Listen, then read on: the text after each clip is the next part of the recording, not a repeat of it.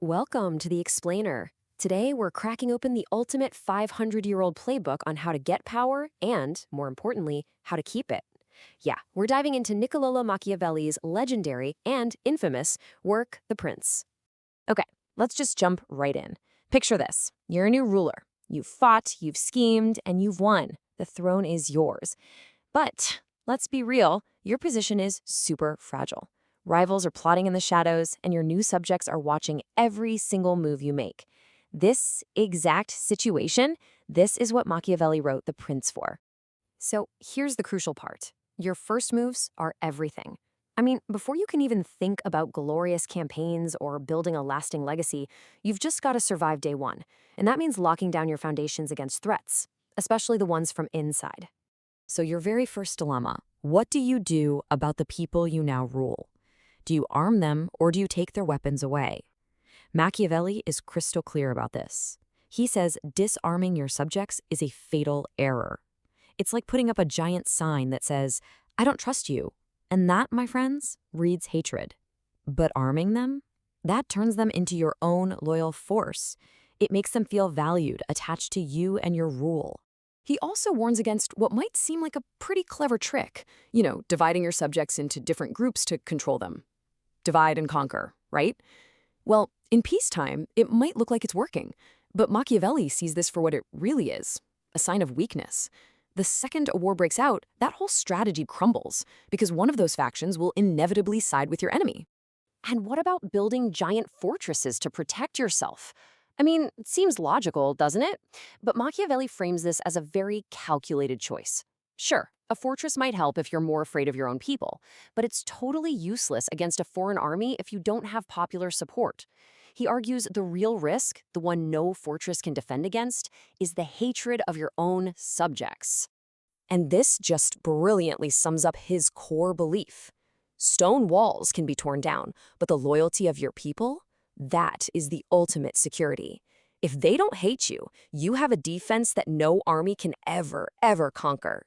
All right, let's move on to the next play in the book. Now that your home base is secure, it's time to build your reputation. See, power isn't just about holding land. It's about projecting this image of greatness out onto the world stage.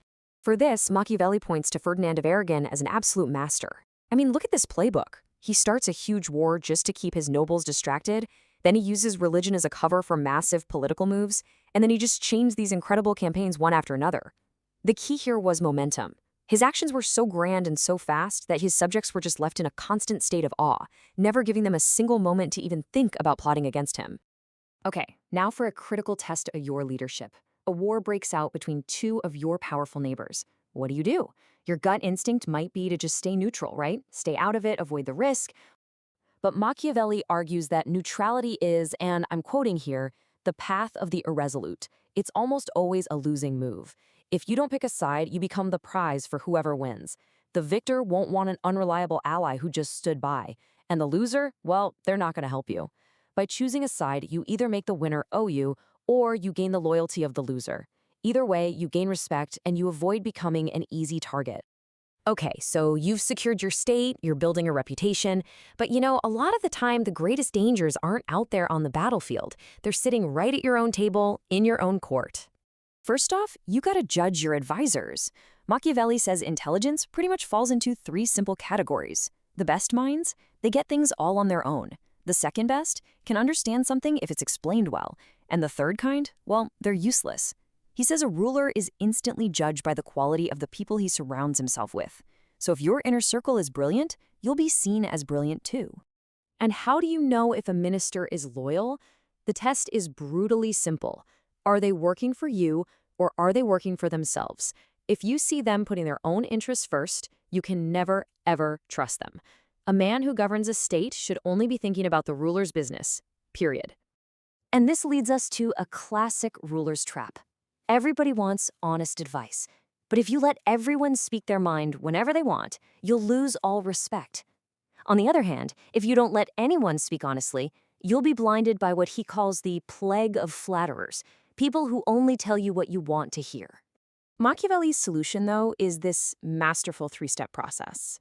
You start by choosing a select few, really shrewd advisors. Then, You permit only them to speak frankly to you. But, and this is the crucial part, they can only do it when you ask them about a specific topic. This gives you total control. You get the truth you need, but without undermining your authority. It's genius. Now for the final and maybe the biggest question of all. After all your strategy, all your planning, all your cunning moves, how much of your success is actually up to you? And how much is just luck? Well, Machiavelli's answer is his striking 50-50 split. He believes that fortuna, or fortune, or luck, whatever you want to call it, is the boss of half of everything we do. It's just the unpredictable chaos of the world. But, he insists, the other half is absolutely ours to control through our own skill and foresight. And the metaphor he uses to explain this is just brilliant.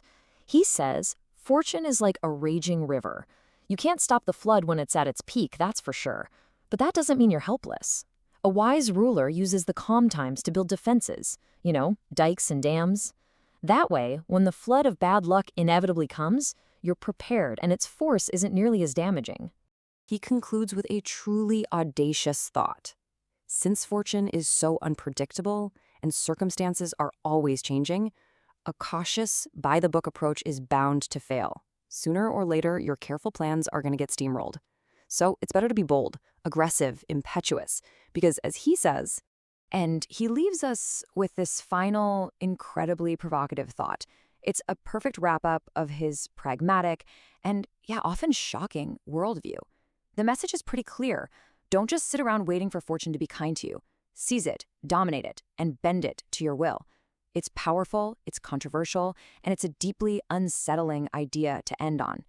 So what do you think he really means by it?